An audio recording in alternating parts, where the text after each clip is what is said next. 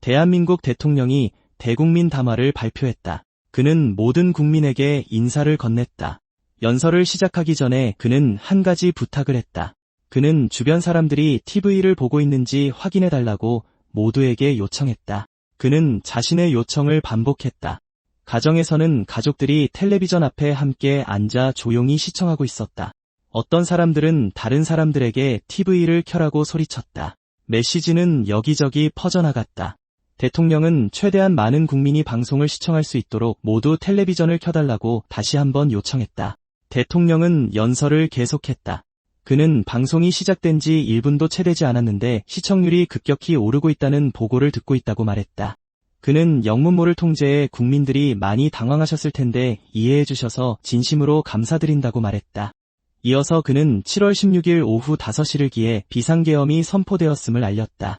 그는 군이 언론사와 주요 기반시설을 장악했으며 주요 도로는 폐쇄되었다고 설명했다. 그리고 그가 이렇게까지 한 이유는 종말을 질서정연하게 맞이하고 싶었기 때문이었다. 그는 이제 모두가 알고 있겠지만 서바이벌 라이프라는 게임의 시나리오가 현실에서 일어나고 있다고 덧붙였다. 그러고는 그 게임에 나오는 운잠비라는 소행성을 언급했다. 그것은 지구를 향해 똑바로 날아오고 있었다. 그리고 새벽에 들어온 소식에 따르면 미군은 운잠비 격추에 실패했다. 그 결과 소행성은 결국 오키나와 근처에 떨어졌다. 그 충격은 거대한 폭발을 일으켰다. 이후 피해는 재앙적인 것으로 확인되었으며 안타깝게도 현재 일본 국민들은 좀비로 변하고 있었다. 그는 운좀비에서 방출된 좀비 포자가 빠르게 퍼지고 있으며 그 포자들이 오늘 오후 1시에 우리나라에 도달할 것이라고 설명했다. 다시 한번 국민들에게 연설하며 그는 좀비 사태를 피할 수 없다고 말했다. 하지만 조사 결과에 따르면 각성자를 포함한 소수의 사람들은 좀비화를 피할 수 있을 것으로 보였다. 그래서 그는 그 사람들을 위해 무언가를 준비했다. 안전을 위해 1년 동안은 열리지 않겠지만 표시된 장소에 타임셀터가 설치되었으니 모두 그곳으로 향해야 한다. 그는 이어서 초반에 나타날 몬스터들에 대한 공략집도 있다고 말했다. 그는 이 모든 정보가 비행기에서 뿌리는 전단지를 통해 다시 배포될 것이라고 덧붙였다. 그 후 그는 모든 화력발전소가 곧 가동을 중단할 것이라고 발표했다. 마지막으로 그는 자신이 부족함이 많은 사람이지만 이 마지막 순간에 해야 할 일은 했다고 믿는다고 말했다. 대통령은 연설을 마쳤다. 그는 동료 시민들을 위해 봉사할 수 있어 영광이었다고 말했다. 그는 깊이 고개를 숙이며 모두에게 살아남아서 언젠가 다시 만나자고 말했다. 그는 마지막으로 한 가지를 덧붙였는데 재앙의 정확한 날짜를 알려준 익명의 제보자에게 감사 인사를 전했다. 방송이 끝나고 화면은 조용해졌다.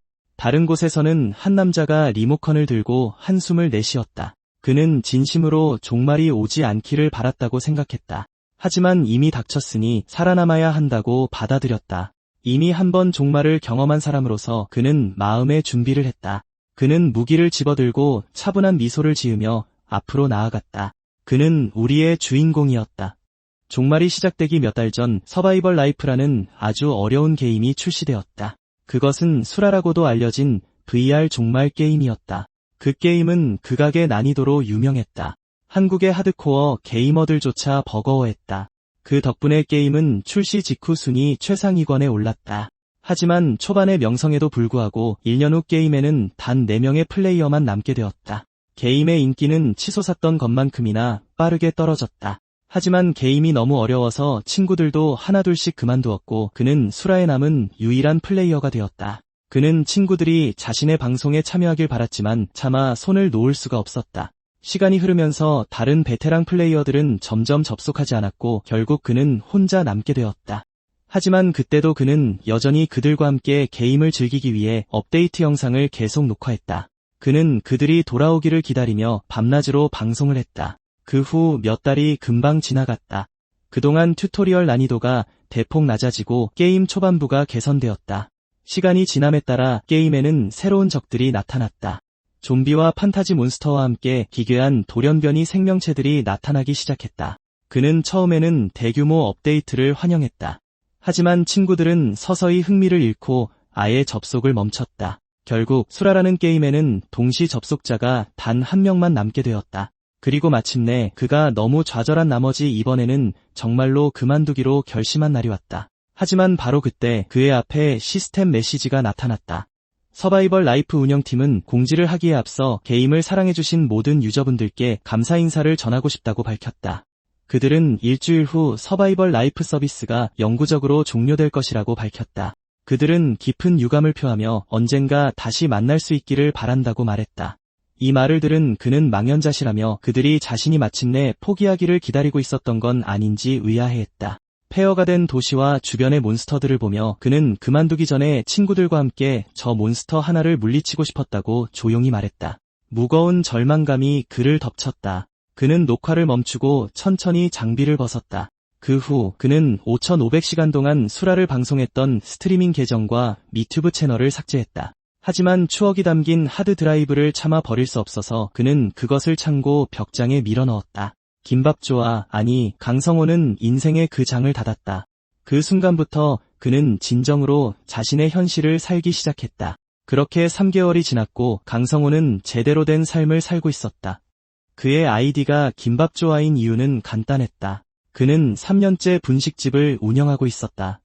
분식집은 고등학교 2학년 때 부모님을 잃고 물려받은 집 1층에 있었다. 2층은 그가 사는 곳이었다. 집 안에는 액자에 담긴 부모님의 사진이 조용히 놓여 있었다. 밖에는 수홍인의 맛있는 분식이라는 간판이 걸려 있었고 가게 앞에는 손님들이 모여들었다. 강수홍이 쟁반을 들고 음식이 나왔다고 말하려던 순간 누군가 그의 이름을 크게 불렀다. 한 젊은 여성이 다가와 웃으며 오늘 장사가 정말 잘 되는 것 같다고 말했다. 그녀는 미경이었다. 그녀는 동네 미용사였고 단골 손님이었지만 그는 그녀의 성을 물어본 적이 없었다. 그녀가 예쁘다는 것은 공공연한 비밀이었다.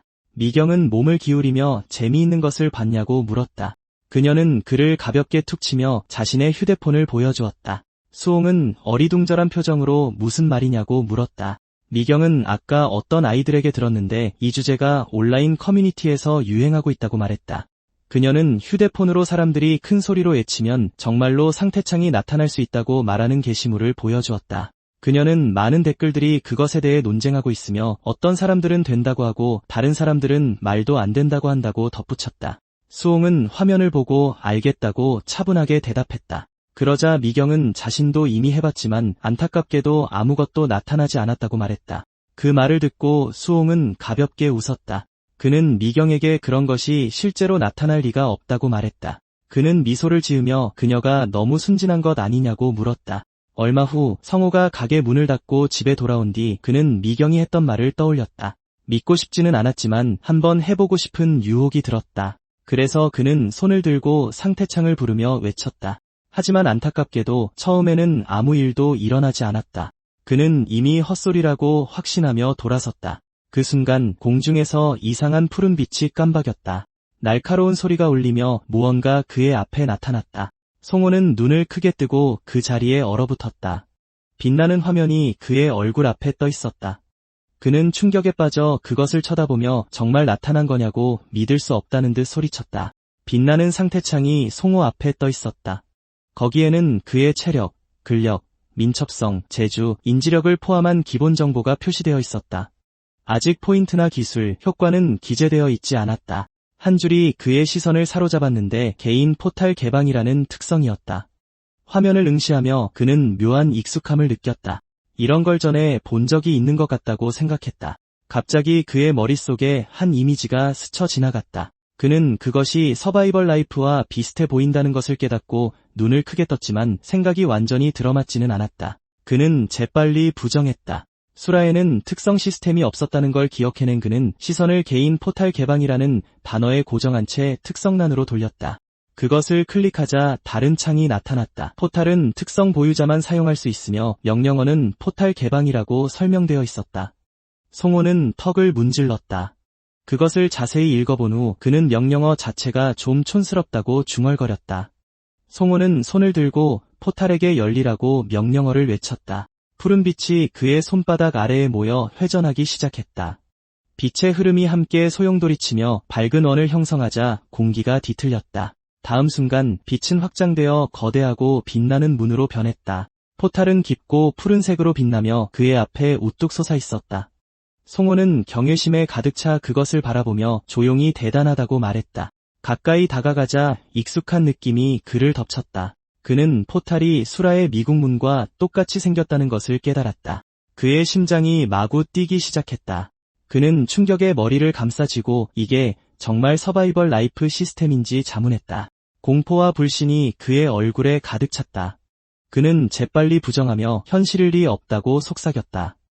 송호는 재빨리 휴대폰을 들고 이게 진짜라면 분명 관련 기사가 있을 거라고 되뇌었다. 그는 화면에 눈을 고정한 채 초조하게 검색했다. 바로 그때 나사에서 윤잡이라는 소행성을 주시하고 있다는 뉴스 기사가 떴다. 기사에는 그것이 지구에 접근할 확률은 0에 가깝다고 쓰여 있었다. 그의 얼굴이 창백해졌다. 그는 충격에 빠져 진짜로 있잖아 라고 중얼거렸다. 공황 상태가 그를 덮쳤다. 그는 받아들이기를 거부하며 몇 번이고 고개를 저었다. 한 손으로 머리를 붙잡고 그는 스스로를 진정시키려 했으며 이름은 그저 우연일 수 있다고 말했다. 그는 속단하기에는 너무 이르다고 스스로에게 말했다. 하지만 휴대폰의 기사를 응시하자 의심이 다시 스며들었다. 낮은 목소리로 그는 만약 이게 결국 진짜라면 어떡하지 하고 생각했다. 송호는 빛나는 포탈 옆에 서서 조용히 그것을 응시했다. 그는 이게 정말 현실이라면 안에는 어떤 종류의 증거가 있을지도 모른다고 말했다. 그는 천천히 포탈 안을 들여다보았다. 푸른 빛이 흐르는 물처럼 깊고 끝없이 소용돌이쳤다. 송호는 포탈 앞에 서서 그 안에서 흐르는 푸른 빛을 응시했다. 그는 이게 정말 현실이라면 안쪽에 어떤 증거가 있을지도 모른다고 생각했다. 천천히 그는 포탈을 향해 손을 뻗었다. 그것에 닿기 직전 그는 갑자기 멈췄다. 그는 망설였고 손가락이 살짝 떨렸다. 한 가지 생각이 그의 마음을 스쳐 지나갔다. 아무 계획 없이 들어가는 것은 너무 위험할지도 모른다. 송호는 손을 거두고 안으로 들어가기 전에 신중하게 생각해야 한다는 것을 깨닫고 심각한 표정을 지었다. 그래서 그는 먼저 시험해 보기로 했다. 그는 국자를 집어들고 반대편에 무엇이 있는지 느껴보려 천천히 안으로 밀어넣었다. 잠시 후 그는 그것을 다시 빼냈다. 국자에는 흙이 묻어 있었다. 그것을 보고 송호는 약간 안심했다. 그는 만약 그냥 흙이라면 적어도 반대편은 미궁이 아니라고 말했다. 그는 신중하게 생각하고 이 포탈은 단순히 워프 같은 것일지도 모른다고 말했다. 그는 이것이 자신을 지구의 다른 곳으로 순간이동시키는 것인지 궁금해했다. 그는 작은 가방을 꾸리고 다시 포탈을 쳐다보았다. 그는 아주 기본적인 안전 확인과 약간의 준비를 마쳤으니 이제 결정할 시간이라고 말했다. 빛나는 푸른 문 앞에 서서 그는 안으로 들어가야 할지 고민했다. 잠시 후 그는 안으로 들어섰다. 다음 순간 그의 눈이 휘둥그레졌다. 그는 충격에 작게 숨을 헐떡였다. 주위를 둘러보자 그는 완전히 다른 장소에 와 있었다. 푸른 나무들이 그를 둘러싸고 나뭇잎 사이로 햇빛이 스며들었으며 공기는 신선했다. 포탈은 그의 뒤에서 조용히 빛나고 있었다. 그는 믿을 수 없다는 듯 그 광경을 응시하며 이게 정말 현실인지 의아해했다. 휴대폰을 확인한 후 그는 신호가 전혀 잡히지 않는다는 것을 알아차렸다. 그 때문에 그는 이곳이 적어도 사람이 거의 닿지 않는 외딴 지역일 것이라고 추측했다. 현재로서는 그가 실제로 어디에 있는지 확인할 방법이 없었다. 그는 가장 중요한 것은 증거를 찾는 것이라고 결정했고 그래서 그 지역을 탐험하며 뒤에 표시를 남기기로 계획했다. 그는 펜 같은 도구를 꺼내 표시로 나무에 자국을 냈다. 그리고 그는 숲길을 따라 계속 걸으며 그 지역 더 깊숙이 들어갔다. 그는 얼굴에 땀을 닦으며 이것은 너무 지치는 일이라고 불평했다. 그는 왜 숲이 이렇게 크고 끝이 없는지 궁금해했다. 피곤하고 짜증이 난 그는 마침내 무언가 나타나기를 바랐다. 바로 그때 그는 등 뒤에서 무언가를 감지했다. 그가 반응하기도 전에 날카로운 붉은 광선이 쏘아져 나왔다. 그는 몸이 뒤로 내동댕이 쳐지자 충격의 소리를 질렀다. 그가 고개를 들었을 때 그는 얼어붙었다. 이상한 하얀 사슴이 그의 앞에 서 있었는데 그 뿔은 넓고 부자연스러웠다. 공중에 푸른 창이 나타나 계곡 사슴이라는 이름을 보여주었다. 시스템 창에 뜬 이름을 보고 그의 심장이 철렁 내려앉았다. 그는 이곳이 전혀 지구가 아닐지도 모른다는 것을 깨달았고 순간 겁이 났다. 하지만 그것을 자세히 관찰한 후 그는 그것이 공격적인 동물은 아닌 것 같다는 것을 깨달았다. 스스로를 진정시키며 그는 어쨌든 아직 종말의 증거를 찾았다고는 말할 수 없다고 생각했다. 도런숭이나 멧돼지 같은 위험한 생물이 나타났다면 이야기가 달랐을 거라고 생각했다. 이상한 사슴을 다시 보며 그는 수라에서 계곡 사슴이라는 건 본 적이 없다고 중얼거렸다. 하지만 그 순간부터 불길한 예감이 들었다. 그는 이미 그것을 감지했다는 것을 스스로 인정했다. 그는 이곳이 생존과 위험과 밀접하게 연결되어 있다고 믿었다. 그래도 그는 아직 확실하지 않다고 스스로에게 말했다. 그럼에도 불구하고 그는 억지로 그 생각을 무시했다. 그는 이곳의 어떤 것도 명확하거나 보장되지 않는다는 것을 알았다. 그는 무기를 꽉 쥐고 앞으로 나아갔다. 마음속 깊은 곳에서는 그가 계속 현실을 부정하는 이유가 간단하다는 걸 깨달았다. 인류에게 재앙이 닥칠지도 모른다는 사실을 받아들이고 싶지 않았지만 그 작은 희망은 오래가지 못했다. 곧 그는 찾고 있던 것을 발견했다. 숲속에서 은은하게 빛나는 이상한 나무 한 그루가 앞에 서 있었다. 파란 시스템 창이 나타나 태양 사과라는 이름을 보여주었다. 그는 걸음을 멈추고 조용히 그것을 쳐다보았다. 조심스럽게 손을 뻗어 빛나는 열매를 땄다. 손에 쥔 채 그는 마른 침을 삼켰다. 불안한 표정으로 괜찮을 거라고 중얼거렸다. 그는 빛나는 사과를 한 입 베어 물었다. 맛은 이상했지만 따뜻한 기운이 온몸으로 퍼져나갔다. 태양 사과로 인해 체력이 약간 회복되었습니다라는 파란 시스템 창이 나타났다. 그의 눈이 충격으로 커졌다. 그는 변화를 뚜렷하게 느끼며 믿을 수 없다는 듯 중얼거렸다. 그는 그 효과가 게임 캐시 상점에서 팔던 태양 사과 주스와 똑같다는 것을 깨달았다. 그는 마른 웃음을 터뜨리며 나지막이 욕설을 내뱉었다. 이것만으로도 확신하기에 충분했다. 설상가상으로 그는 근처에서 또 다른 것, 고블린의 배설물을 발견했다. 그것을 본 그의 표정은 심각해졌고 상황이 더 나빠질 것을 직감했다. 그는 마음을 진정시키려 긴 한숨을 내쉬었다. 머리를 감싸지며 이제 부정을 멈추고 진실을 받아들일 때라고 스스로에게 말했다. 숨을 고르자 그의 가슴이 오르내렸다. 천천히 그는 고개를 들었다. 그의 눈빛은 암울한 확신으로 가득 차 굳어졌다. 낮고 진지한 목소리로 그는 종말이 오고 있다는 결론을 받아들였다. 그 기묘한 데자비를 확신으로 바꾼 후 그는 즉시 포탈을 빠져나와 준비를 시작했다.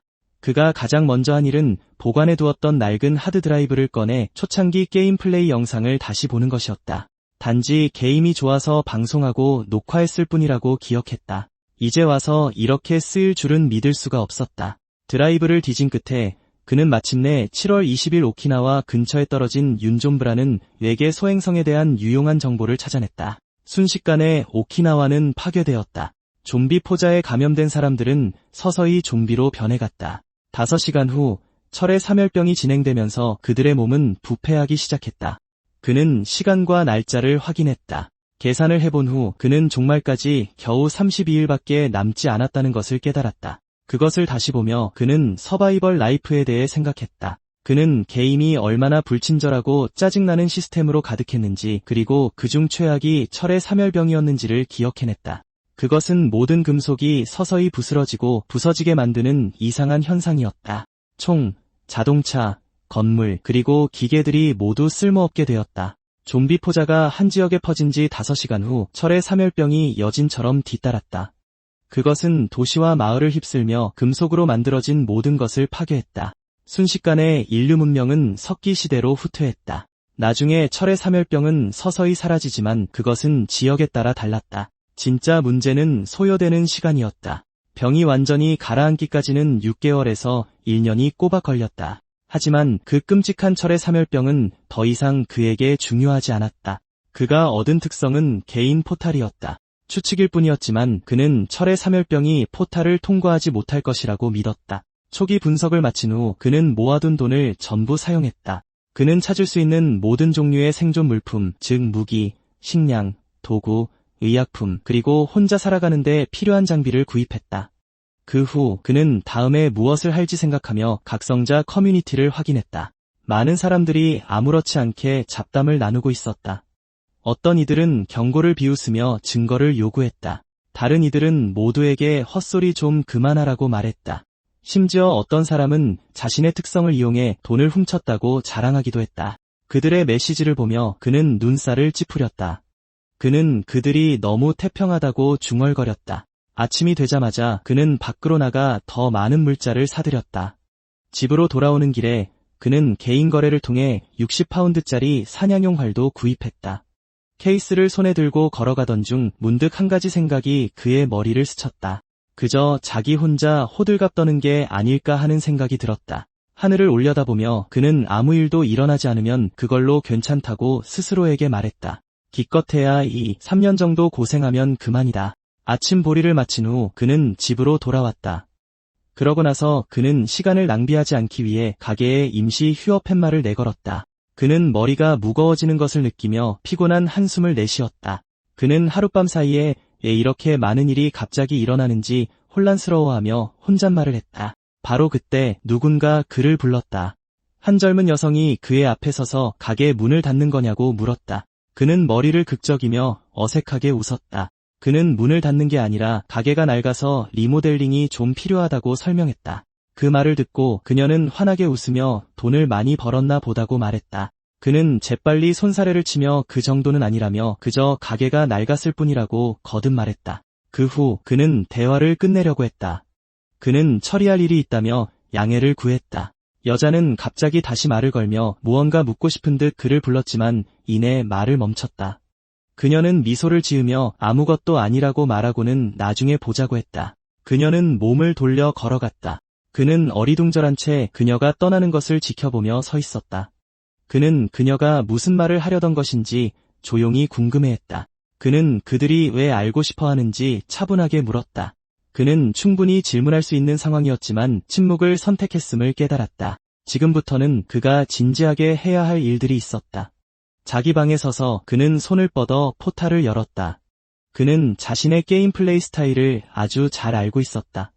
그는 도전을 극복하기 위해 세밀한 전략을 세우는 계획가였다. 그 때문에 베테랑 플레이어들에 비해 그는 피지컬이 부족했다.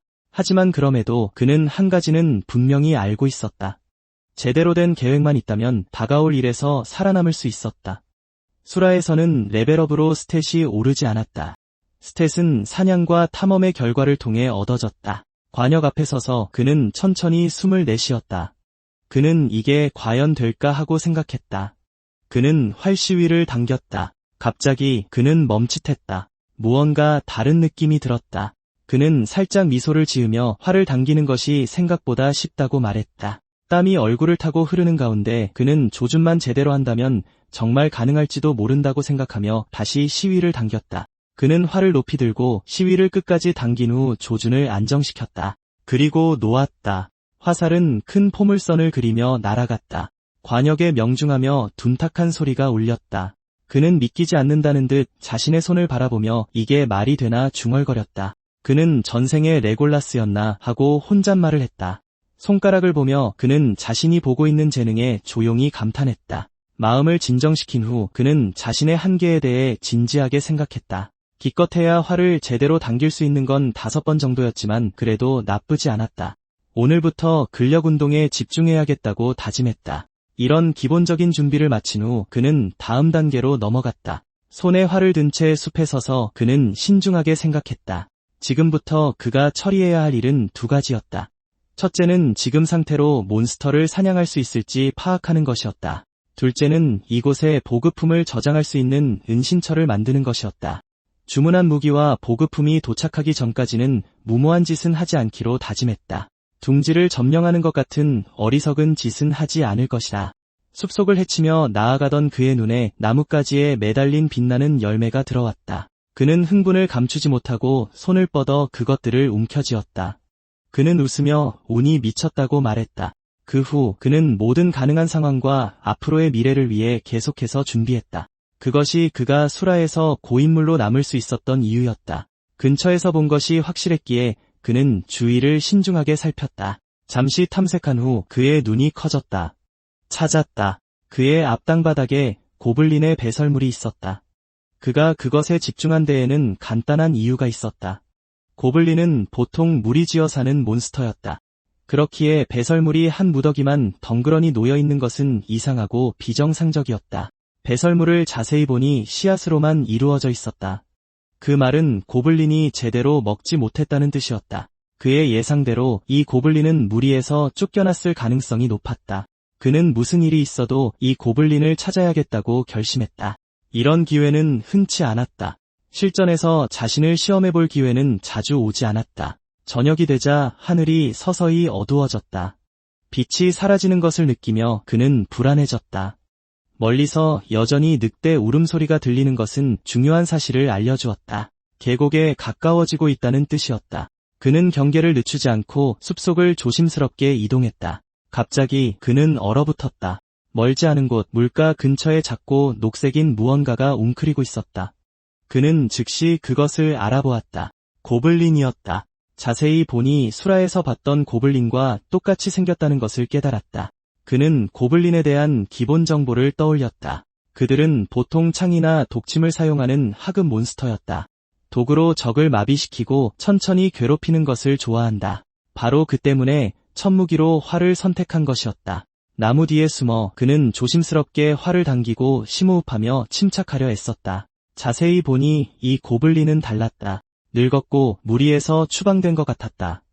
더 중요한 것은 독침이나 창을 들고 있지 않았다는 점이다. 그는 호흡을 가다듬으며 긴장하지 말자고 되뇌었다. 침착하기만 하면 사냥할 수 있을 거라고 믿었다. 그는 화살을 놓았다. 화살은 그대로 날아가 고블린의 팔을 꿰뚫었다. 고블린은 고통에 찬 비명을 지르며 격렬하게 몸부림쳤다. 그는 살짝 미간을 찌푸렸다. 머리를 노렸지만 어쨌든 공격은 적중했다. 틈을 보자 그는 망설이지 않기로 했다.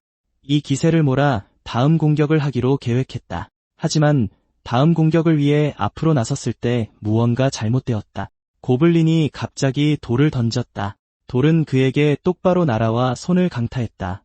팔을 꿰뚫는 고통에 그는 이를 악물고 작게 욕을 내뱉었다. 고블린은 물러서지 않았다.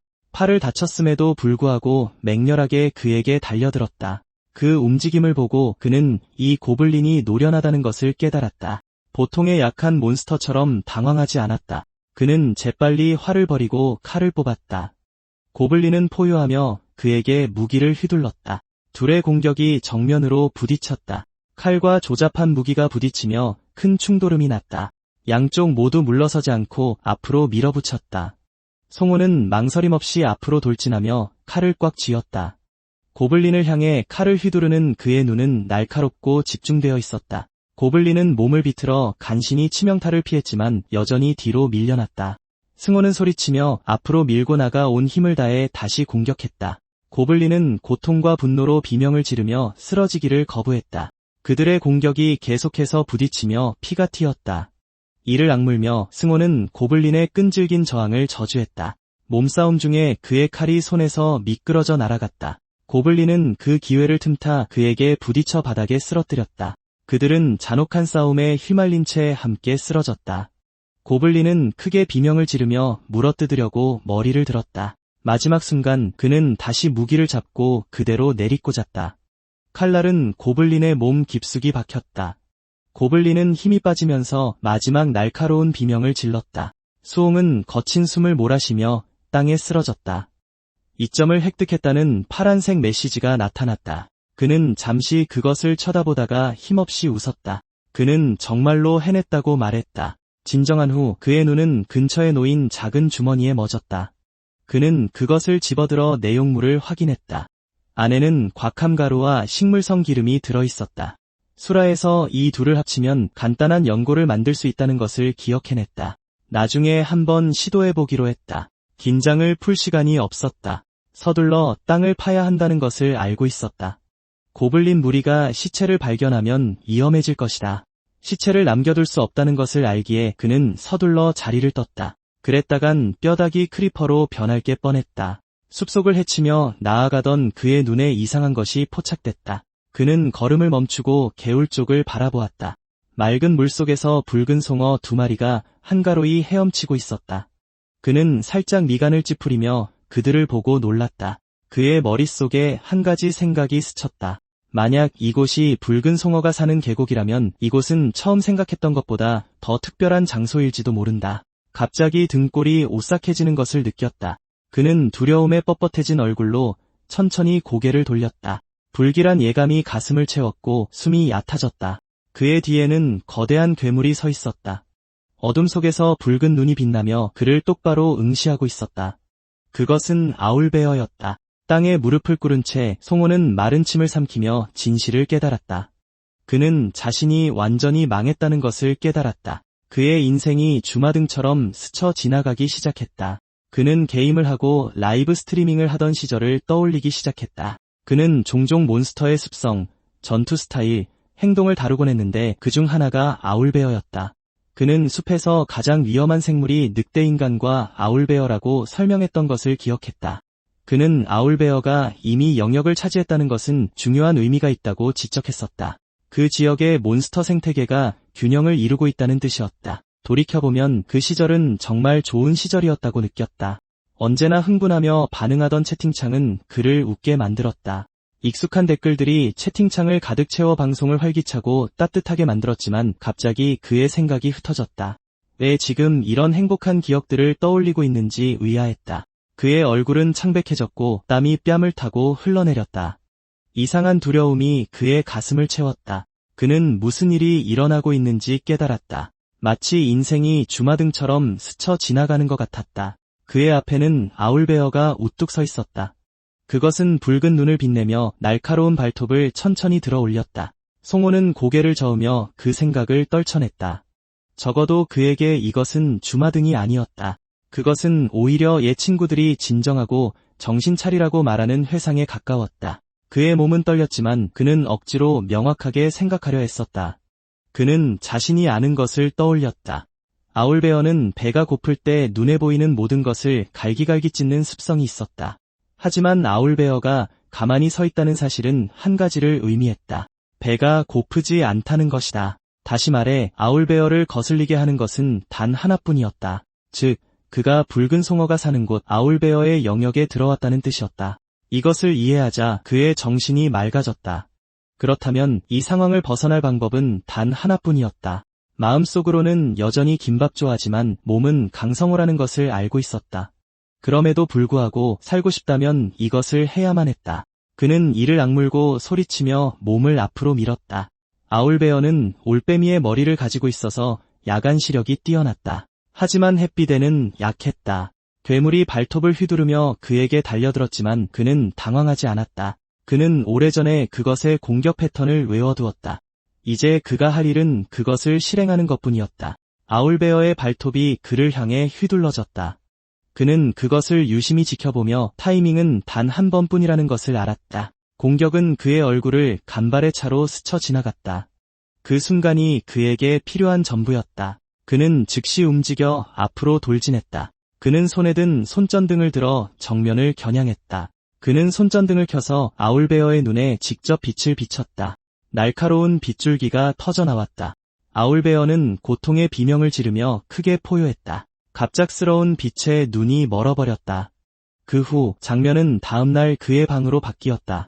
날카로운 벨소리가 방을 가득 채웠다. 알람이 계속해서 울렸다. 그는 천천히 눈을 뜨며 신음했다. 온몸이 몹시 쑤셨다. 울리는 소리가 계속되자 머리가 지끈거렸다. 그는 손을 뻗어 알람 시계를 쳐서 마침내 껐다. 그는 시간을 보며 혼란스러워했다. 탈출한 순간 기절했던 건가 하고 생각했다. 몇 시간이 흐른 것 같았고 그는 그게 말이 된다고 생각했다. 거기에 누워 그는 고블린과 싸운 것만으로는 부족하다는 듯 피곤한 한숨을 내쉬었다. 심지어 아울베어까지 마주쳤다. 그 기억에 그는 몸서리를 쳤다. 그는 정말 다시는 보고 싶지 않다고 중얼거렸다. 바로 그때 그의 배에서 갑자기 꼬르륵 소리가 났다. 그는 어제 오후부터 아무것도 먹지 않았다는 것을 깨달았다. 일어나려다 균형을 잃고 앞으로 넘어져 바닥에 세게 부딪혔다. 그는 고통에 신음하며 잠시 그곳에 누워 있었다. 다리에 힘이 하나도 없어 약해진 느낌이었다. 고개를 돌리자 근처에 있는 그의 배낭이 눈에 들어왔다. 그는 손을 뻗어 배낭을 열고 노란 사과를 꺼냈다. 그는 망설임 없이 한 입 베어 물었다. 그가 씹는 동안 따뜻한 기운이 몸 전체로 퍼져나갔다. 부드러운 빛이 그를 감쌌고 힘이 서서히 돌아왔다. 그는 침대에 다시 누워 안도의 한숨을 내쉬며 따뜻함이 자신을 채우는 것을 느꼈다. 그는 마침내 조금 더 살아있는 것 같다고 생각했다. 기력을 회복한 후 그는 혼자 미소 지으며 이제 제대로 배를 채울 시간이라고 생각했다. 그래서 그는 식당으로 밖으로 나갔다. 막 식사를 하려는데 맞은편에 앉아있는 낯익은 사람을 발견했다. 그녀가 거기에 있는 것을 보고 그는 혼란스러워했다. 그는 미경이 왜 여기 있는지 궁금했다. 그녀는 밝게 웃으며 밥 먹으러 왔다고 설명했다. 그녀는 이곳이 자기가 가장 좋아하는 식당 중 하나라고 덧붙였다. 강성호는 그게 아니라며 왜 자기와 같이 앉아있냐고 물으려 했다. 그가 말을 끝내기도 전에 미경은 명랑하게 같이 먹을 사람이 있어서 좋다고 말했다. 그 말을 듣고 그는 어떻게 반응해야 할지 몰라 조용히 앉아있을 수밖에 없었다. 식사 중에 미경은 송호에게 전에 말했던 것을 해봤냐고 아무렇지 않게 물었다. 송호는 잠시 멈추고 상태창을 말하는 거냐고 물었다. 그녀의 눈이 즉시 빛나며 흥분해서 해봤냐고 물었다. 그 순간 성호는 그녀가 왜 그때 말을 멈췄는지 마침내 이해했다. 미경은 몸을 앞으로 숙이며 그게 정말 진짜라고 확신에 차 말했다. 그녀는 심지어 편의점에서 일어난 이상한 사건에 대한 휴대폰 기사까지 보여주었다. 성호는 들으면서 그녀가 순진한 건지 아니면 너무 순수한 건지 분간할 수 없다고 조용히 생각했다. 그는 어쩔 수 없다는 듯 웃으며 그녀가 묻고 싶은 것이 이미 너무 명백하다고 지적했다. 그러고는 자신도 해봤지만 안타깝게도 아무것도 나타나지 않았다고 솔직하게 대답했다. 거짓말인 줄 알면서도 이 상황에서는 거짓말이 완전히 정당하다고 느꼈다. 그의 특성은 전혀 전투 지향적이지 않았다. 팀플레이가 아닌 솔로 플레이를 위한 스킬이었다. 자신의 안전조차 보장되지 않는 세상에서 능력을 드러내는 것은 지극히 위험한 일이었다. 그런 생각들이 스쳐 지나가는 동안 그는 침착한 표정으로 테이블을 가볍게 두드렸다. 그에게 있어 자신의 패를 보여주는 것은 종말의 세상에서 다른 사람들에게 어서와서 자기를 죽이라고 말하는 것과 다름없었다. 그는 이 모든 상황에도 불구하고 미경이 여전히 각성에 대해 묻고 있다는 것을 알아차렸다. 그 말은 그녀가 각성자 중 한 명이라는 뜻이었다. 갑자기 미경이 강성호에게 사과했다. 강성호는 어리둥절한 표정으로 무엇 때문에 사과하냐고 물었다. 그녀는 망설이다가 자신이 거짓말한 것이 있다고 인정했다. 그녀를 보며 그는 미경이 정말 좋은 사람 같다고 조용히 생각했다. 강성호는 그녀를 진지하게 바라보며 괜찮다고 말했다. 지금 당장 말하지 않아도 된다고 했다. 아직 시간은 있었다. 나중에 용기가 생기면 그때 말해도 된다고 했다. 그 말을 남기고 그는 집으로 향했다. 그가 도착했을 때 집 앞에 택배 상자들이 배달되고 있었다. 그가 주문했던 물건들이 마침내 하나둘씩 도착하기 시작했다. 그 후 나중에 필요할 물건들을 옥상으로 옮겼다. 당장 필요한 것들은 2층으로 가져갔다. 그러는 동안 그는 본격적으로 준비를 시작했다. 그는 조심스럽게 상자를 열고 오늘의 작전에 사용할 물건들을 골랐다. 모든 것을 펼쳐놓고 나니 오늘의 목표가 명확해졌다. 오늘의 임무는 은신처로 쓸 만한 장소를 찾는 것이었다. 그는 손에 든 파이프를 꽉 쥐었다.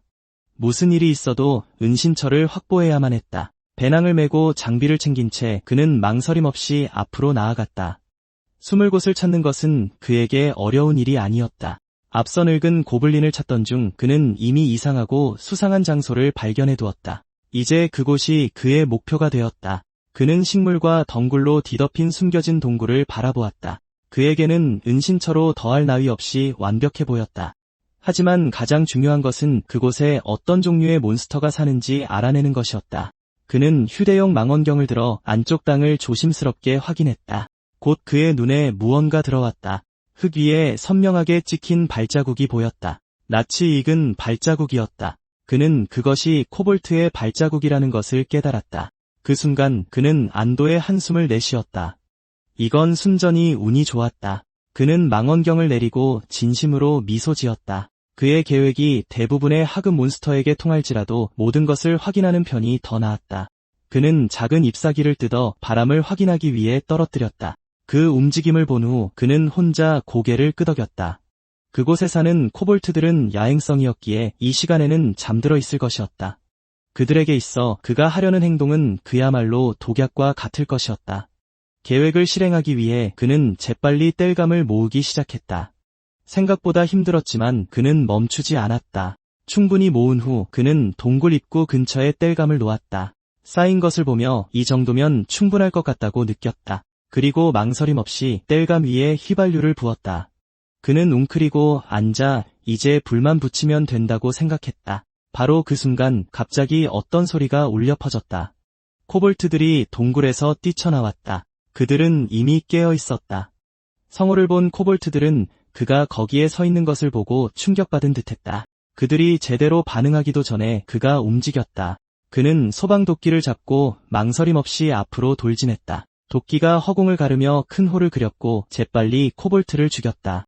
쓰러진 생명체들을 보며 문득 한 가지 생각이 스쳐 지나갔다. 졸음이 사실은 상태 이상이었나? 코볼트들이 잠에서 덜 깨어 굼떴기 때문에 그가 완벽한 타격을 가할 수 있었던 것 같았다. 그는 지금도 한 방에 죽이는 것이 가능하다는 사실에 놀랐다. 바로 그때 그의 앞에 파란색 시스템 창이 나타나 레벨이 1로 올랐고 총사 포인트를 획득했다고 알려주었다. 그는 짧게 숨을 고르며 메시지를 힐끗 보았다. 축하할 시간이 없었다. 자세한 내용은 나중에 생각하기로 했다. 지금은 더 많은 코볼트들이 깨어나기 전에 빨리 움직여야 했다. 그는 라이터를 꺼내 휘발유에 젖은 땔감 위로 떨어뜨렸다. 불꽃이 확 살아나며 빠르게 번져나갔다. 동굴 안에서는 불이 타닥거리고 연기가 피어오르기 시작했다. 게임 수라에서 모든 하그 몬스터들은 한 가지 공통점이 있었다. 그들은 갑작스러운 변화에 극도로 약했다. 이곳에 새로운 주인이 될 몸으로서 산채로 태워버리는 것이 더 효과적이겠지만 그러면 나중에 청소하기가 매우 귀찮아질 것이었다. 그 때문에 그는 다른 방법을 택했다. 먼저 그들을 약화시키기로 한 것이다. 연기가 그들의 눈을 따갑게 하고 머리를 어지럽게 만들어 몬스터를 죽이기 더 쉽게 만들었다. 동굴 안에서 코볼트들이 큰 소리로 외치고 비명을 질렀다. 그들은 기침을 하고 혼란 속에서 포효하며 비틀거렸다.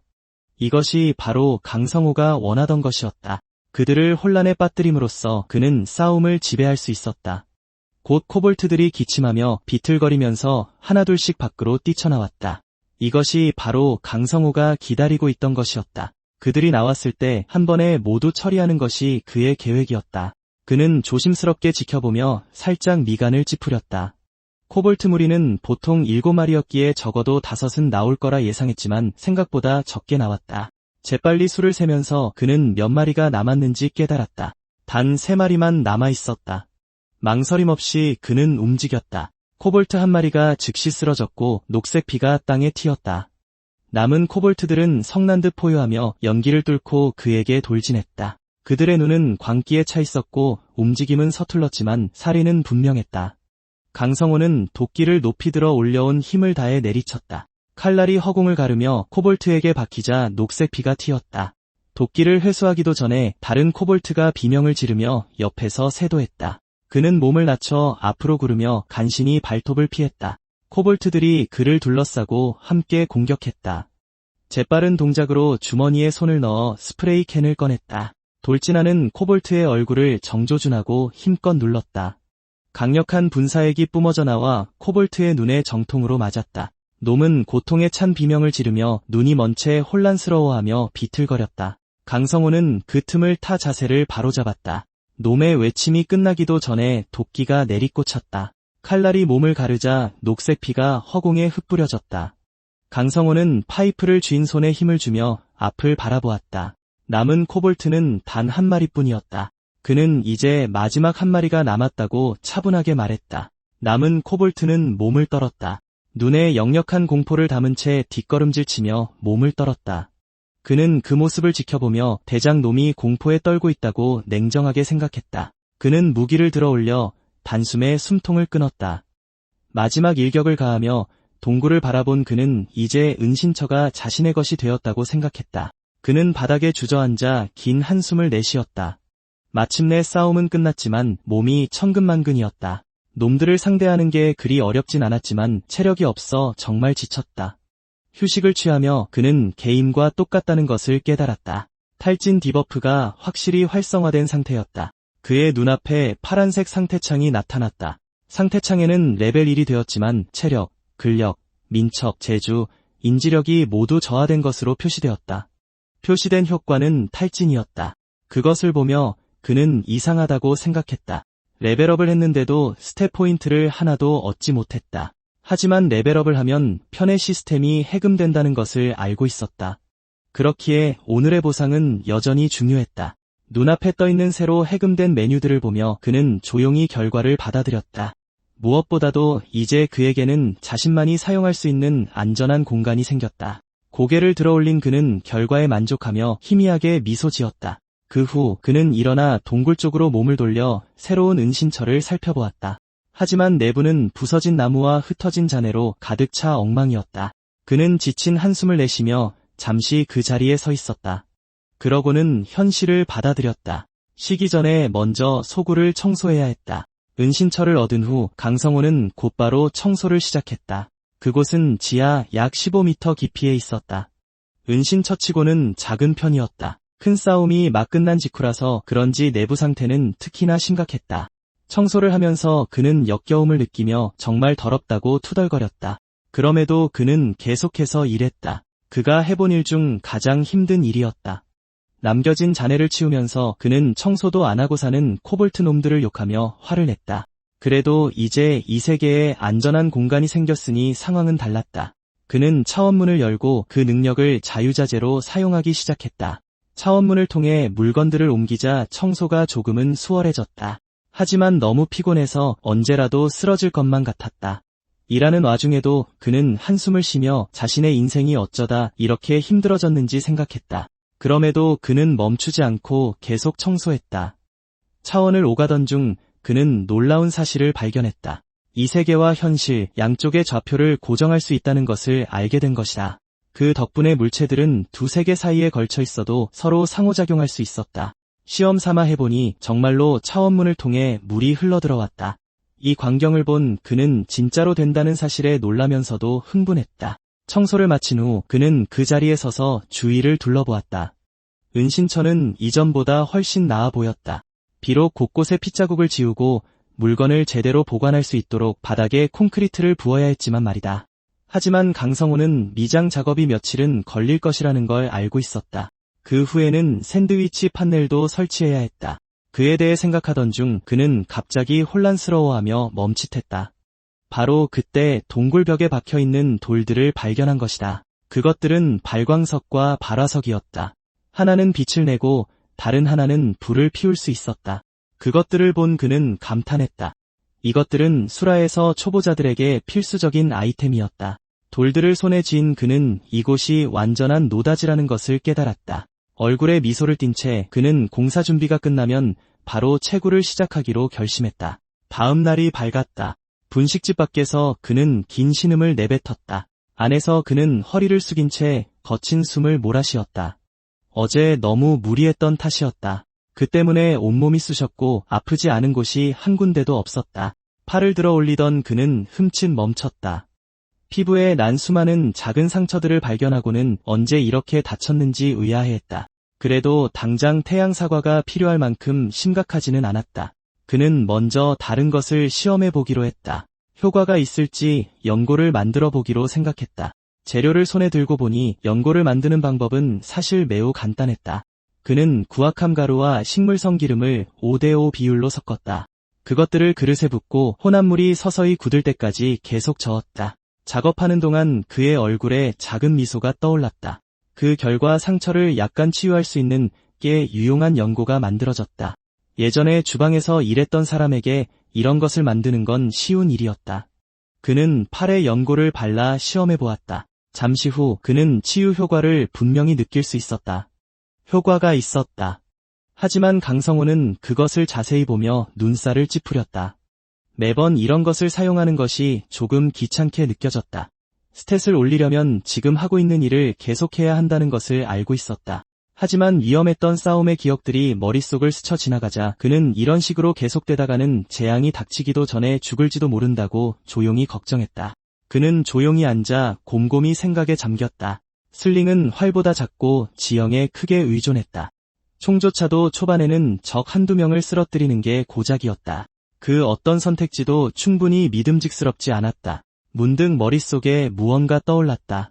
그는 지금까지 자신이 수라에 대해 알고 있는 것이 본편 스토리조차 아니라는 것을 기억해냈다. 그건 그저 배경 설정일 뿐이었어. 하지만 그 배경 설정이 현실에서 정말 일어날까? 그는 방으로 들어가 주위를 둘러보았다. 잠시 생각한 후 그는 그 정보가 완전히 쓸모없지는 않다고 판단했다. 만약 배경 설정의 사전 이벤트가 실제로 일어난다면 여러모로 이득이니 확인해 볼 가치는 있었다. 계획을 세운 강승호는 예정대로 옥상으로 올라가 공사 준비를 했다. 다행히 전날 밤에 주문한 몰탈 포대들이 이미 제대로 쌓여 있었다. 그 덕분에 작업은 순조롭게 진행되었다. 그 후 그는 주문한 물건들을 가지러 1층으로 내려갔다. 그가 막 택배 더미를 옮기려던 참에 누군가 갑자기 그를 불렀다. 오후에 미경이 그에게 활기차게 인사했다. 그녀의 목소리를 듣고 강송호는 잠시 멈춰서서 그녀가 더 가까이 온 건지 아니면 호칭이 바뀐 건지 궁금해하며 고개를 돌렸다. 미경은 강송호를 보며 요즘 자주 뵙는다고 말했다. 강송호는 상자를 들고 어리둥절한 표정으로 그녀를 바라봤다. 그는 처음에는 이해하지 못하고 작은 소리를 냈다. 미경은 매일 떡볶이를 먹으러 왔기 때문에 계속 마주치는 거라고 설명했다. 그 말을 들은 강송호는 어색하게 웃으며 미안하다고 말했다. 그는 가게 리모델링 때문에 요즘 무척 바빴다고 말했다. 미경은 그를 유심히 보더니 정말 바빠 보인다고 말했다. 강송호는 그녀가 무슨 뜻으로 하는 말인지 몰라 잠시 멈칫했다. 그가 묻자 그녀는 웃으며 그가 석 달에 한 번씩 머리를 자르러 왔었다고 상기시켜 주었다. 그녀의 말이 맞다는 것을 깨달은 강송호는 고개를 끄덕이며 그렇다고 말했다. 미경은 얼굴이 환해지며 말이 나온 김에 지금 머리를 자르라고 제안했다. 강송호는 생각해 보더니 나쁘지 않은 생각이라고 판단했다. 어차피 곧 있을 탐험을 위해서라도 머리를 잘라야 했다. 그는 편안한 미소를 지으며 그러자고 동의했다. 그 후 두 사람은 미경의 미용실로 갔다. 그의 뒤에 선 미경은 강승호에게 머리를 어떻게 자를 거냐고 물었다. 어깨를 덮는 긴 머리를 한 채 의자에 앉은 그는 싹 다 밀어달라고 차분하게 대답했다. 그녀는 깜짝 놀라며 왜냐고 물었다. 그는 새로운 시작을 기념하기 위해 전부 밀고 싶다고 설명했다. 그 말을 들은 미경은 이해하고 미소를 지었다. 그녀는 그렇다면 최대한 멋지게 잘라주겠다고 말했다. 그녀는 분무기와 가위를 들고 작업을 시작했다. 머리를 자르던 중 그녀는 갑자기 그의 어깨가 더 넓어진 것 같다고 말했다. 강송호는 약간 놀란 목소리로 최근에 운동을 시작해서 티가 나나 보다고 말했다. 그녀는 고개를 끄덕이더니 재미있는 이야기를 들었다고 덧붙였다. 상태창이 서바이벌 라이프라는 것과 관련이 있는 것 같다고 했다. 그 말을 들은 강송호는 그녀가 방금 한 말에 집중하며 조용히 대답했다. 그녀는 머리를 계속 자르며 각성자들은 그 게임을 한 번이라도 해본 사람들이라고 했다. 그 말을 듣고 강성호는 충격받은 표정으로 정말이냐고 물었다. 그리고 그 정보는 어디서 얻었냐고 물었다. 미경은 잠시 망설이며 약간 당황한 기색으로 설명을 시작했다. 바로 그때 누군가 갑자기 나타났다. 금발의 남자가 들어오며 이 시간에 자기를 보고 왜 놀라냐고 물었다. 그는 공유할 정보가 있어서 왔다고 말했다. 이 금발 남자를 본 강승호는 예전에 노래를 크게 부른다고 싸웠던 남자라는 것을 기억해냈다. 남자는 계속 말을 이어가며 누군가 정보를 독점하려는 것 같다고 설명했다. 그 때문에 그 사람이 자기 영상을 전부 삭제하고 도망쳤다고 했다. 이 말을 들은 미경은 충격을 받아 그게 정말이냐고 물었다. 금발 남자는 미경에게 자기들 그룹이 지금 그 사람이 사는 곳을 알아내려고 하고 있다고 말했다. 미경은 불안한 표정으로 그건 불법이 아니냐고 물었다. 금발 남자는 솔직하게 말하며 그녀의 이름을 불렀다. 그는 지금 우리가 이것저것 가릴 처지냐고 물었다. 그는 정보를 숨기는 사람을 잡아서 공유하는 것이 공익을 위한 것이라고 말했다. 그녀는 여전히 망설이며 그건 아닌 것 같다고 말했다. 의자에 앉아있던 강성호는 가슴속에서 불길한 예감이 피어오르는 것을 느꼈다. 그는 그들이 자신에 대해 이야기하고 있으며 자신을 찾고 있다는 것을 깨달았다. 금발 남자는 미경에게 대담해져야 한다고 말했다. 그러고는 자기 팀에 합류하는 것에 대해 생각은 끝났냐고 물었다. 미경은 망설이며 아직 결정하지 못했다고 말했다. 한편 조용히 앉아있던 강승호는 이 모든 상황이 어처구니 없다고 생각했다. 그는 단지 그때 실망해서 영상을 삭제했을 뿐이라고 마음속으로 회상했다. 정보를 독점할 생각은 해본 적도 없었다. 그런 걸 생각할 시간조차 없었다. 금발 남자는 짜증스럽게 혀를 차며 그녀가 답답하다고 말했다.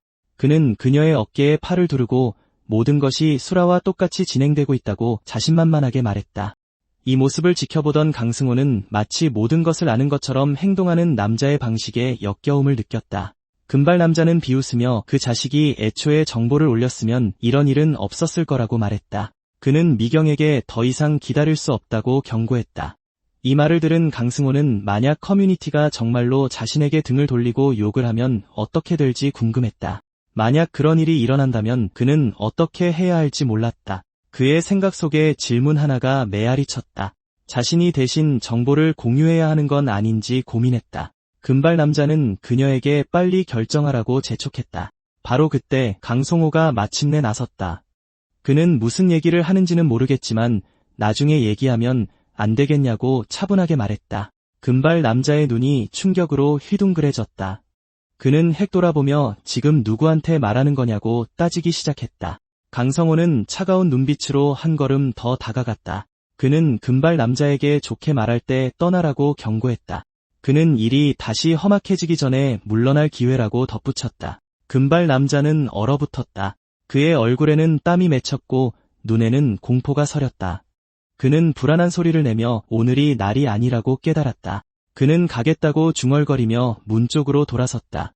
나가면서 그는 억지로 뻣뻣한 인사를 건넸다. 그가 사라지자 미경은 마침내 긴장을 풀고 긴 한숨을 내쉬었다. 긴장이 풀리자 그녀의 어깨가 축 처졌다. 잠시 후 강송호가 다시 입을 열었다. 그는 부드럽게 그녀의 이름을 부르며 만약을 위해 전화번호를 교환하자고 제안했다. 그는 가볍게 미소 지으며 금발 남자는 나쁜 사람이라고 말했다. 그 후 그는 집으로 돌아왔다. 그는 공사일을 잠시 접어두고 컴퓨터를 켰다.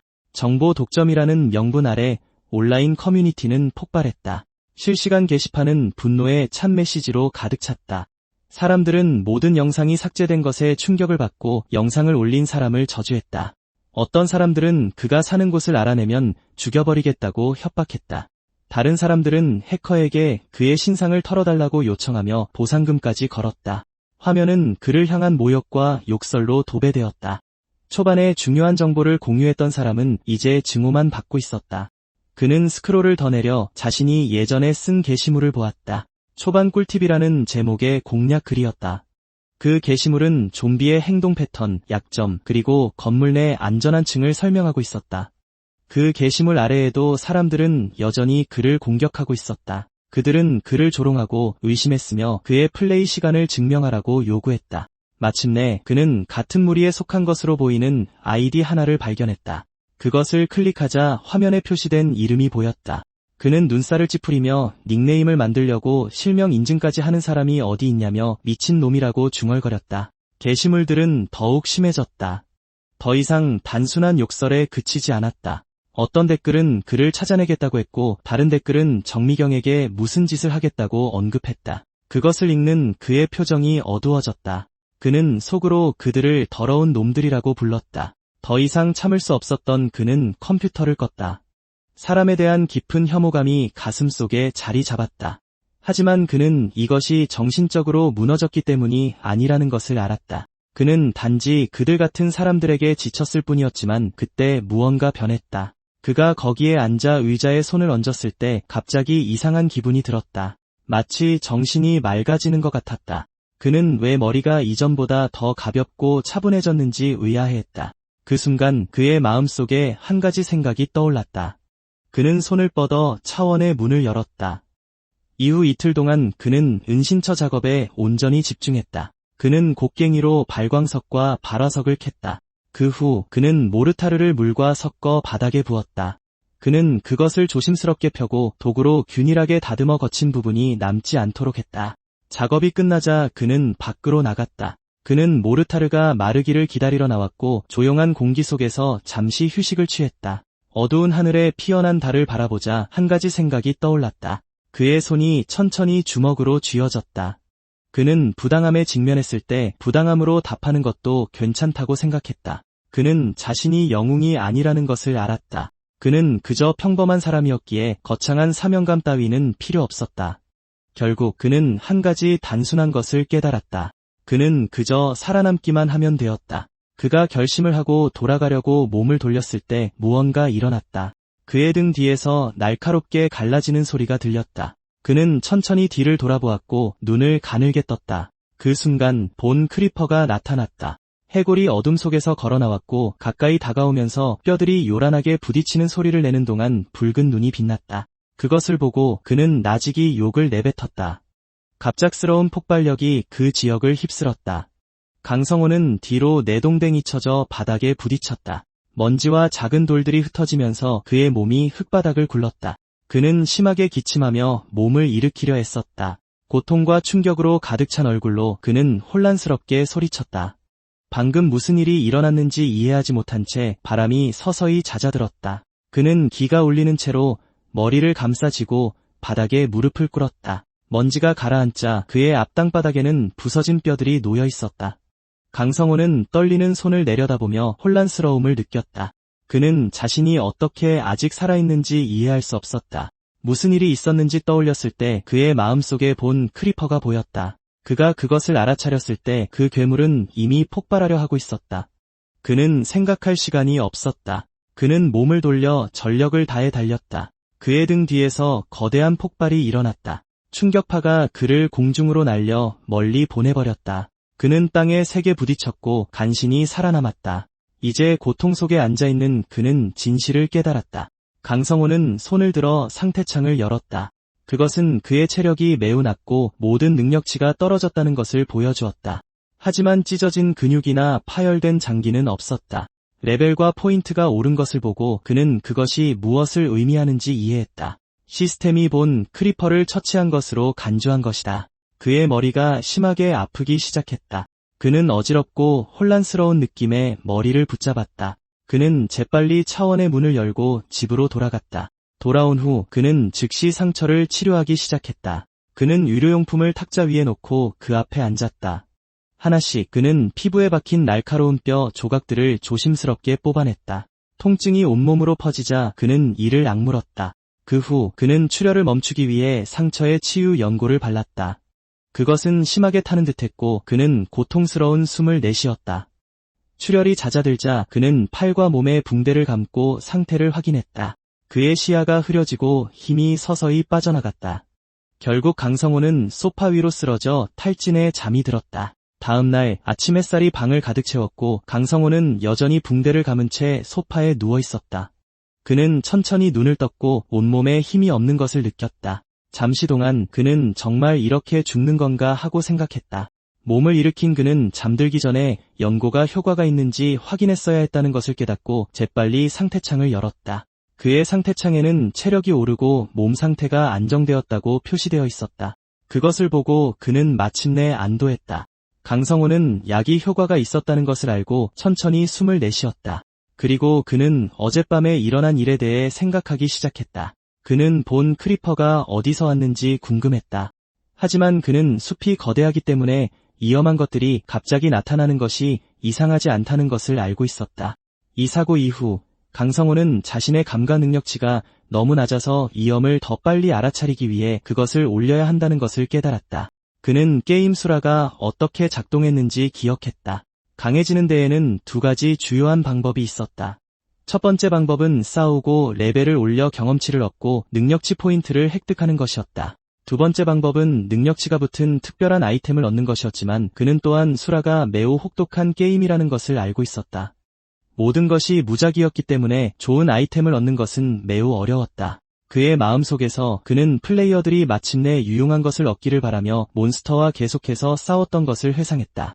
그는 또한 강한 몬스터들은 특별한 기술을 가질 수 있으며 적절한 조건이 충족되면 그 기술들을 얻을 수 있다는 것을 기억했다. 비록 능력치가 붙은 아이템이 필요했지만 지금 당장 어디서 그것들을 구할 수 있는지 알지 못했다. 답을 찾기 위해 강성호는 자신이 기억하는 게임의 배경 이야기를 확인하기로 결정했다. 그는 기기를 켜고 게임 메뉴를 열었다. 배경 이야기는 은빛 비가 내리기 전에 무슨 일이 있었는지 설명했다. 그는 만약 운이 좋다면 대재앙이 시작되기도 전에 특별한 아이템을 얻는 것이 가능하다는 것을 기억했다. 하지만 그건 현실 세계에서 초기 이상 현상들이 일어났을 때의 이야기였다. 그 현상들 속에서 강력한 몬스터들이 나타나기 시작할 것이다. 오랫동안 배경 스토리를 꼼꼼히 읽은 끝에 그는 진짜 재앙이 오기 전에 세 가지 초기 이벤트가 있다는 것을 알게 되었다.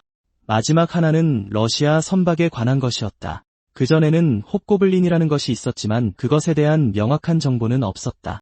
그때 그는 화면에서 한 보고서를 보았다. 6월 26일 오후 5시 지리산 정살리 캠프장 근처에서 오크의 시체가 발견되었다는 내용이었다. 그 뉴스는 정부에 의해 빠르게 삭제되어서 아는 사람이 거의 없었다. 강성호는 지리산 오크 사건이 바로 첫 번째 이벤트라는 것을 깨달았다. 그는 시간을 다시 확인하고 26일 오후에 오크가 발견되었다면 그날 오전에 살아있었을 것이라고 깨달았다. 그래서 그는 아침까지 그곳에 도착하려면 25일 밤에 떠나야 한다고 결심했다. 이것을 위해 준비를 하려던 참에 갑자기 그의 휴대폰이 울리기 시작했다. 미경이었다. 강성호는 화면을 보며 그녀가 왜 이 시간에 전화를 걸었는지 궁금해했다. 장면은 스타빈이라는 카페로 바뀌었고 그곳에는 미경이 이미 앉아서 그를 기다리고 있었다. 그녀는 그를 보자 걱정스러운 표정으로 괜찮냐고 물었다. 그녀는 그의 얼굴이 이상해 보이고 날씨가 더운데도 긴 소매를 입고 있다고 말했다. 강성호는 작게 웃으며 그냥 더위를 별로 타지 않는다고 말했다. 미경은 그를 계속 유심히 지켜보았다. 그녀는 전에 무슨 일이 있었는지 궁금해했다. 그녀는 지난번 오인학 때문에 머리 자르는 약속이 미뤄져서 그런 거냐고 물었다. 강성호는 그게 이유가 아니라고 재빨리 말했다. 그 말을 듣고 미경은 안심했다. 그녀는 솔직히 아까 그의 모습 때문에 조금 무서웠다고 말했다. 강성호는 부드럽게 웃으며 농담처럼 말했지만 정말로 그 남자를 좋아하지 않는 것은 사실이라고 말했다. 그는 그 남자가 예전에 불법 개조한 견인차로 문제를 일으킨 적이 있다고 설명했다. 심지어 힘없는 노인에게 시비를 걸기도 해서 그의 인성이 얼마나 나쁜지 보여주었다. 미경은 충격을 받으며 그가 그런 사람인 줄은 전혀 몰랐다고 말했다. 강성호는 그녀가 모르는 게 당연하다며 그 남자는 항상 밤늦게나 새벽에 문제를 일으켰다고 말했다. 그러자 강성호는 오늘 왜 만나자고 불렀는지 물었다. 미경은 망설이며 긴장한 채로 할 얘기가 있다고 말했다. 그녀는 몸을 가까이 기울여 자신이 각성자라고 그에게 속삭였다. 그 말을 들은 강성호는 깜짝 놀라며 그녀가 왜 그런 말을 하는지 의아해했다. 강성호는 일단 미경의 말에 맞춰주기로 했다. 그는 미소를 지으며 자기는 아직 각성하지 못해서 질투가 난다고 농담했다. 미경은 재빨리 사과하며 그에게 거짓말해서 미안하다고 말했다. 강성호는 괜찮다며 오해하지 않았다고 말했다. 그는 그녀가 그런 사람이 아니라는 것을 안다고 말했다. 그리고 그는 항상 정보를 공유해주고 이야기해줘서 고맙다고 했다. 그는 몸을 앞으로 숙이며 그녀 덕분에 기분이 좀 나아졌다고 말했다. 그는 또한 집 리모델링 때문에 스트레스를 받았었지만 그녀를 만나러 오길 잘했다고 털어놓았다. 떠나기 전에 그는 서바이벌 라이프에서 다시 보자고 말했다. 그는 이제 게임을 더 진지하게 연구해 볼 생각이라고 말했다. 그 후 그는 집으로 돌아왔다. 침대에 앉아 그는 정말 좋은 사람들을 더 많이 만나야겠다고 생각했다. 기분이 훨씬 나아진 그는 그곳에 앉아 휴대폰을 보며 다음에 무엇을 할지 고민했다. 그는 숲을 정찰하기 위해 최첨단 드론을 빌렸다. 그는 또한 남은 시간 동안 사용할 차를 빌렸다. 그 후 그는 몸을 회복하고 최상의 컨디션에 도달하기 위해 잠을 자기로 결정했다. 다음 날 해가 뜨자마자 강성호는 오크 사냥을 위한 재료를 준비하기 시작했다. 동굴 안에서 그는 작업대에 앉아 발화석을 빻기 시작했다. 위험한 작업이었기 때문에 그는 매우 조심해야 했다. 그는 잘못 치면 불꽃이 터져나올 수 있다는 것을 알고 있었다. 그가 돌을 치자 불꽃이 튀었고 갑자기 작은 불이 나타났다. 그는 놀랐지만 계속해서 작업했다. 다음으로 그는 발광석을 집어들었다. 그것들은 그의 손에서 밝게 빛났고 빛이 계속 깜빡여 눈을 아프게 했다. 불편했지만 결과가 좋았기 때문에 그는 참아냈다. 오크 사냥을 위한 기본 준비를 마친 후 여러 개의 단지와 재료들이 테이블 위에 놓여 있었다. 다양한 색깔의 가루와 병들이 깔끔하게 정리되어 있었다. 그는 여러 액체와 가루를 용기에 붓고 함께 섞기 시작했다. 그러자 그는 모든 것을 고체로 만드는 또 다른 액체를 추가했다.